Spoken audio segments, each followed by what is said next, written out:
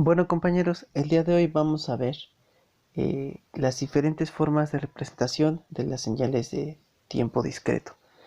Pero antes de eso vamos a especificar cuáles son los componentes de un sistema de procesamiento digital de señales y vamos a hacer la distinción entre señales analógicas y señales digitales. Los sistemas de procesamiento digital de señales tienen una parte que es analógica y otra que es digital.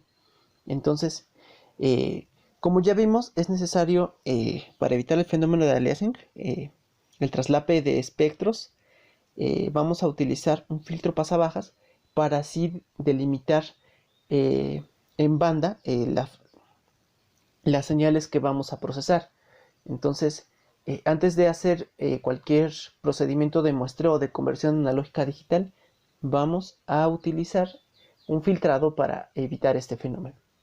Ahora bien, ya que se filtró la señal en la banda deseada, en banda base por supuesto, realizamos un procedimiento de muestreo y retención. Esto es la concatenación de una señal con trenes de pulsos. Ya vimos que desgraciadamente el realizar este procedimiento conlleva cierta pérdida de información, pero es la manera más aproximada de hacerlo para evitar estos procesos de pérdida. Entonces, y además que sea implementable en tiempo con los sistemas que tenemos. De hecho, la forma ideal de hacerlo es a través de hacer un muestreo con deltas de Dirac, con trenes de deltas, pero esto no es posible en la realidad. Entonces, por eso es que utilizamos trenes de pulsos. Ahora bien, después de haber realizado ese muestreo, pasamos a la conversión analógica digital, donde asignamos valores discretos en amplitud. Entonces, a partir de acá es la discreción en tiempo y luego la discreción en amplitud. Entonces, hacemos la cuantización para poder determinar qué valor en una variable de tipo digital, de amplitud discreta, es la que representa lo que estamos adquiriendo. Ya teniendo todo este procedimiento, ahora sí vamos a pasar a hacer el procesamiento de la señal. Ahí vamos a implementar sistemas que nos permitirán hacer las funciones que estamos requiriendo. Ya obteniendo resultados a través de ese procesamiento digital, vamos a hacer el procedimiento inverso, la reconstrucción a través de los convertidores digitales analógicos, hacia asignar un valor de tiempo continuo al resultado que vamos a obtener y un filtrado pasabajas, porque recuerden que estos espectros están replicados en múltiples frecuencias, entonces delimitamos a la banda en la que estamos trabajando. Ahora bien, ya hablamos de señales de tiempo discreto, señales de tiempo continuo, pero ahora, ¿cómo vamos a distinguir una señal analógica de una digital?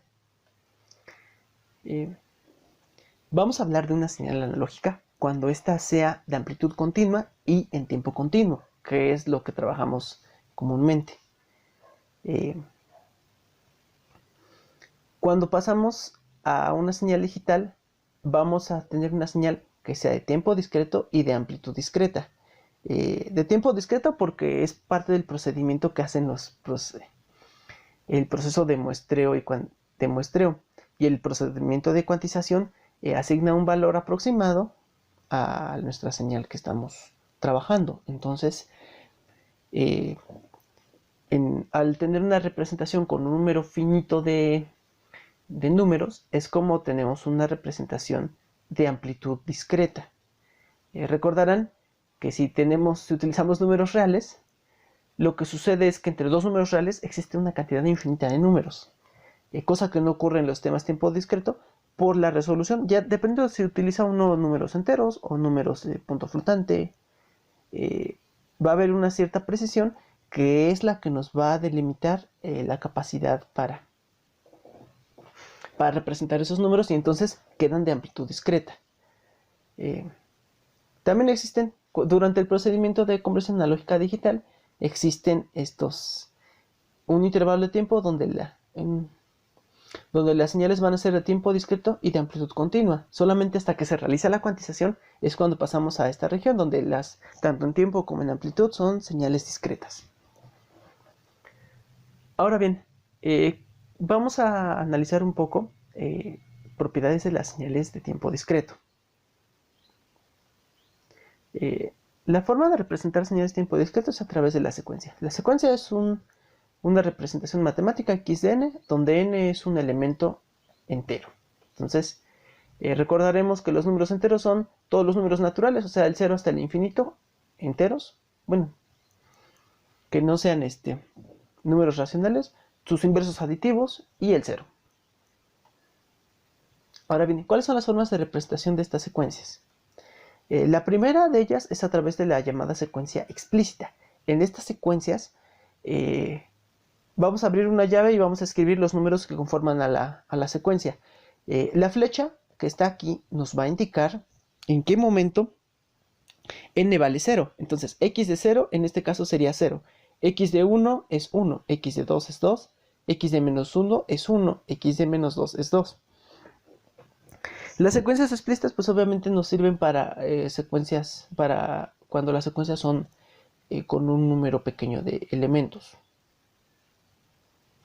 Para cualquier valor por encima de lo que no está representado en la secuencia vale 0. Entonces, por ejemplo, x de 4 aquí valdría 0, x de 5 vale 0, x de 6 vale 0.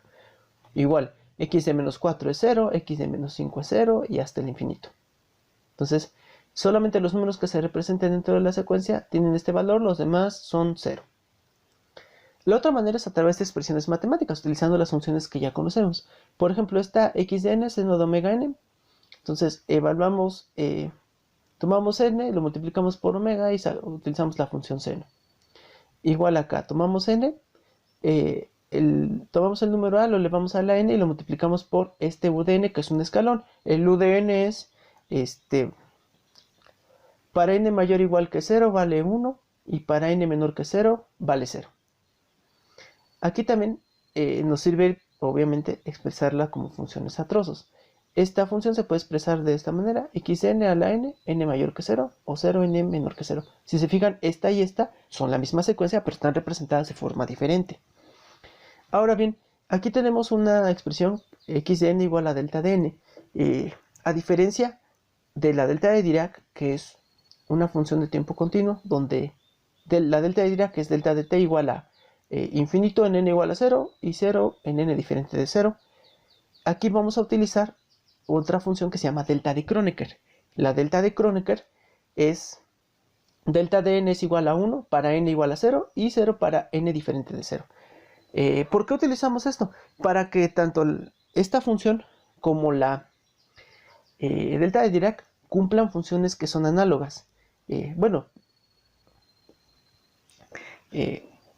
Si recuerdan, la delta de Dirac cumple una propiedad de que la integral de menos infinito hasta infinito de la delta de Dirac es 1. En este caso, la suma de n igual a menos infinito hasta infinito de la delta de Kronecker también es 1. Entonces, son funciones que cumplen propiedades análogas, pero la única manera de que la delta de n cumpla esa propiedad es que valga 1 en vez de infinito. Ahora bien, las señales también se pueden representar a través de trenes de impulsos. Utilizando esta delta de Kronecker, por ejemplo, esta 3 delta de n más 3 es el valor que está acá, delta de n más 2 es el que está acá, y así nos vamos. Entonces, esta secuencia y esta secuencia de acá son iguales, ¿de acuerdo? Ahora bien, ¿qué operaciones de tiempo discreto vamos a poder hacer con las secuencias? Vamos a tomar como ejemplo dos secuencias, x1 de n, x2 de n, donde el centro está aquí está en 1 y aquí está en 4. Algo que cabe recalcar es que si no estuviera dibujada la flecha, vamos a asumir que este valor es para n igual a 0. Entonces esta flecha en realidad quedaría sobrando. La dibujamos con fines ilustrativos. Entonces, ¿cómo vamos a realizar el producto de dos secuencias? Entonces, x1 de n por x2 de n es la suma componente a componente de las secuencias. Entonces, aquí sumamos 1 más 4. No, perdón. ¿Cómo vamos a hacer el producto? x1 de n por x2 de n se hace componente a componente. Entonces 1 por 4, 4, 5 por 3, 15, 6 por 1, 6, 7 por 2, 14. Entonces ya está. La suma, igual se va a hacer componente a componente. 1 más 4, 5, 5 más 3, 8, 6 más 1, 7, 7 más 2, 9. El producto por un escalar, aquí tomamos esta secuencia x1 de n y la vamos a multiplicar por 2. En ese caso nos queda 2 por 1, 2, 5 por 2, 10, 6 por 2, 12 y 7 por 2, 14. Ahora, tomamos esta secuencia y vamos a definir una operación que se llaman corrimientos o desplazamientos. El corrimiento a la derecha se realiza con desplazar dos lugares este valor de acá. Entonces este valor que está en n igual a 0 queda en n igual a 2. Entonces el centro se desplaza aquí. El valor de hecho se desplazó a la derecha, como ven acá. Con el corrimiento a la izquierda sucede lo contrario. Este valor que estaba en n igual a 2 queda en n igual a 0. Entonces la secuencia se desplazó hacia la izquierda. Ahora bien, vamos a definir más propiedades de las señales de tiempo discreto.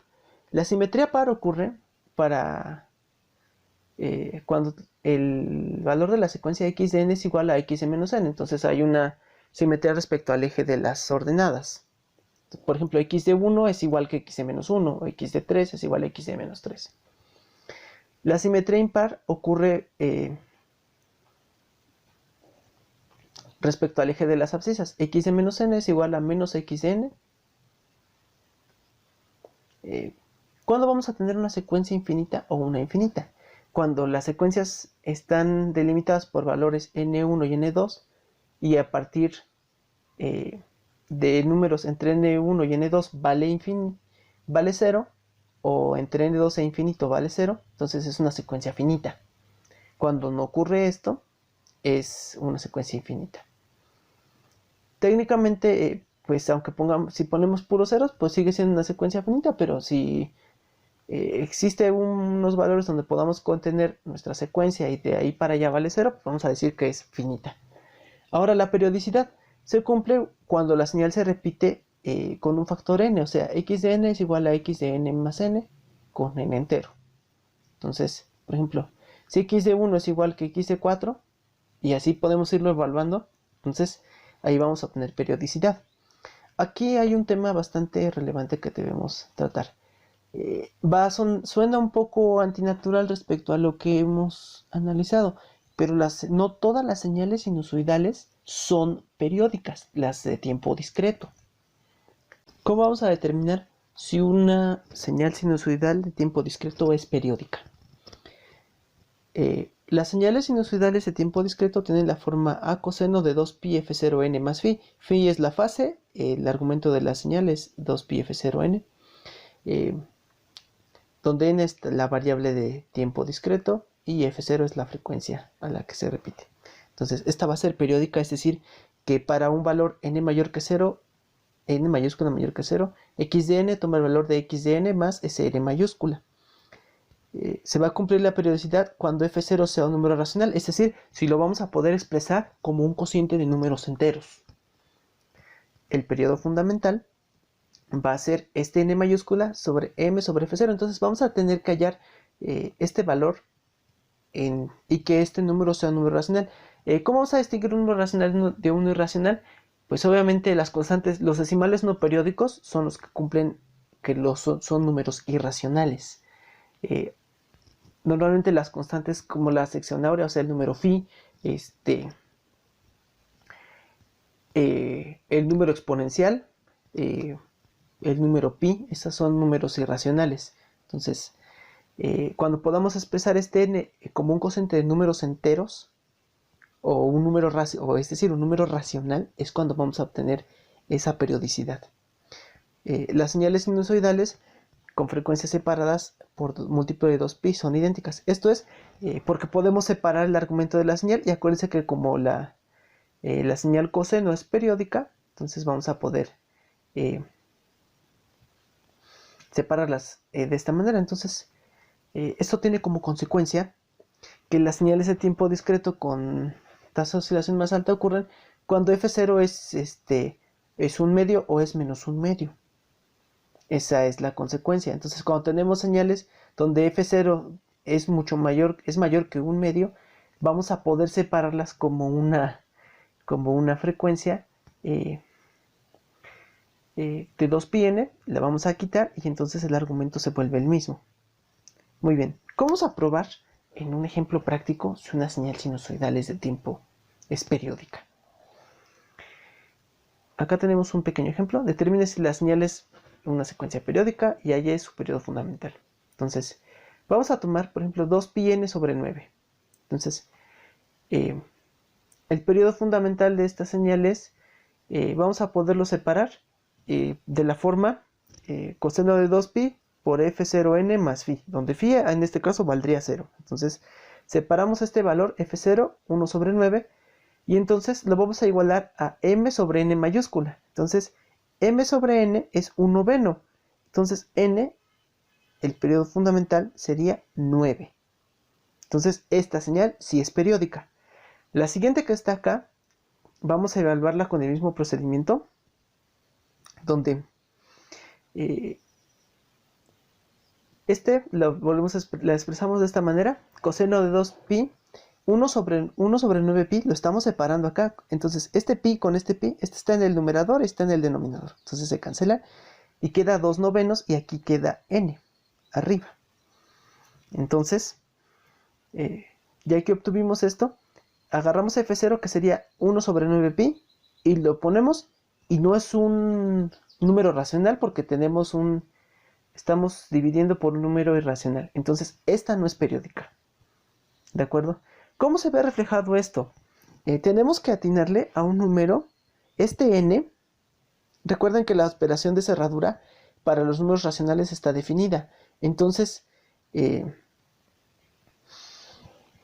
cuando tenemos esta división en los números racionales, el resultado va a ser un número racional. Entonces, este número irracional nunca va a poder ser este valor racional, y entonces, por lo tanto, no es periódica. Así es como vamos a poderlo ver. Cuando tenemos estos cocientes con números enteros acá, entonces es un múltiplo. De hecho, si se fijan, las propiedades que revisamos anteriormente implica que debe estar multiplicado este n por un número valor, un número que sea un múltiplo de pi. ¿De acuerdo? Entonces, solamente en ese caso es cuando vamos a poder obtener señales periódicas en tiempo discreto.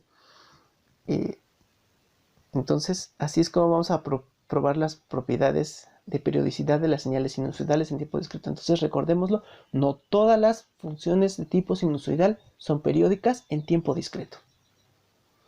Ahora bien, otra de las propiedades que vamos a poder determinar es si una señal es de energía o es de potencia.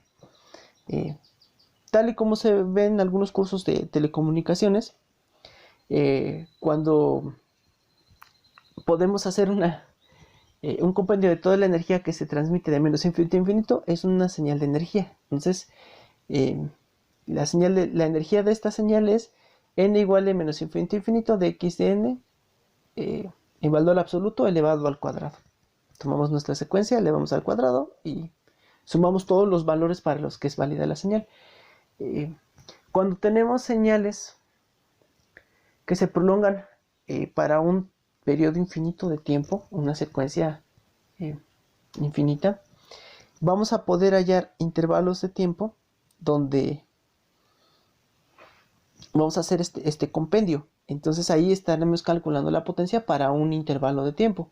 Entonces esas señales que son de energía infinita se pueden catalogar como señales de potencia. Entonces la potencia de señal es 1 sobre ese periodo donde vamos a evaluar la señal. N igual a 0, la suma de n igual a 0 hasta t menos 1 de la secuencia elevado al valor absoluto elevado al cuadrado.